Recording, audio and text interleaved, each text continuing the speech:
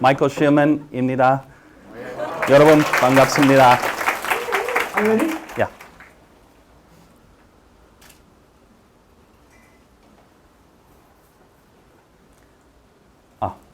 So this is a talk about machine learning, and it started out as a talk about pornography and deciding where to live, but 5 minutes is a short time, so I'm going to take something which is pretty mathematical and try to turn it into a story, explain what's going on. Science fiction inspires so much of technology, and so in this case we have graphics from 1968 which predicts what computers may be able to do someday. And over here, we have the iPhone running Infinity Blade, which just blows it out of the water. But sometimes technology doesn't really deliver. So science fiction also predicted teleportation, time travel, and telekinesis, and also artificial intelligence, computers that are as smart as human. And in software world, artificial intelligence is sort of the last frontier. So in the 60s and 70s, there were a bunch of concepts. There was the mathematical theory behind artificial intelligence, and then there were a bunch of demos which were interesting, but nobody could really use because nobody even had computers back then. By the 80s, we started modeling the brain. So we were looking at neurons in the brain and trying to simulate that in software. And we looked at experts like doctors who try to make diagnoses, and we try to simulate that in software too, asking a bunch of questions. But none of that stuff worked very well.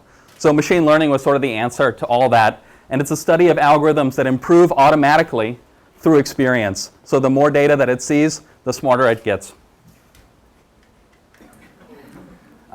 This is a real basic case of machine learning. Suppose we want to teach a computer how to distinguish between males and females based only on their height. So we're measuring one thing, observation X, and we're trying to figure out male or female.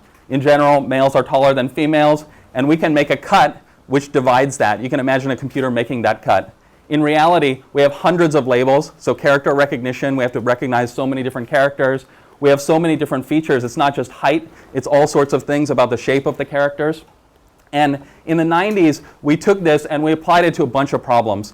Speech recognition, handwriting recognition, optical character recognition. None of these things are particularly exciting, but they're really hard problems, and we tried to teach computers how to solve them automatically. In the 2000s, it was about big data. It was about the internet. So Google, every time you search, billions of searches every day, and every time you click on an answer, you're teaching Google a little bit more about what the right way to rank is for that query.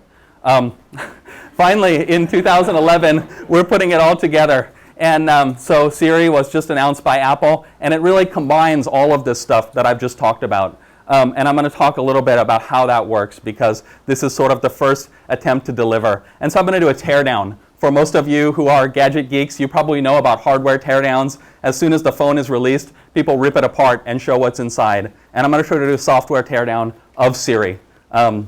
So what's going on in there? Basically, we have a waveform input, which is your speech. We break it up into tons of little chunks. For each chunk, we try to figure out what phoneme it is. A, E, O, O, U, and F, K, etc. And then we try to trace paths through those phonemes to figure out what words they represent. We take sequences of those words and we try to figure out what sentences they represent. And we're always trying to consider many, many options. And at the end, we take that and we run it through some sort of set of things that Siri knows about, and Siri starts a dialogue. And so, in fact, Siri is sort of delivering on another technology, which is this sort of intelligent assistant.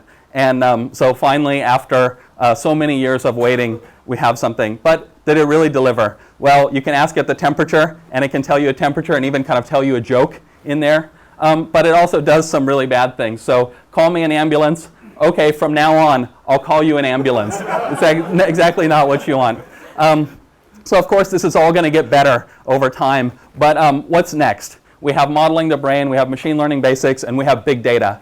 So I want to look at what computers are really good at, which humans aren't, which is sorting through lots and lots and lots of data.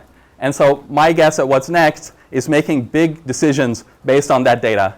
Reading all the product reviews, millions of product reviews across the web, trying to figure out what products are good to buy. Looking at all the millions of places you could live or the people you could marry, and trying to make a decision. Who needs love when you have lots of data? And of course, when you have such a powerful machine, you have to be able to steer it. So when you're driving a car and you step on the gas, actually lots of complicated stuff is going on, but you need to be able to do that for algorithms as well. And so finally, going back to the sci-fi theme, there's so many things that we can do to make big decisions, but I think this is an area where science fiction is really lacking. So I encourage everybody to think about what machine learning can do for you. Thank you.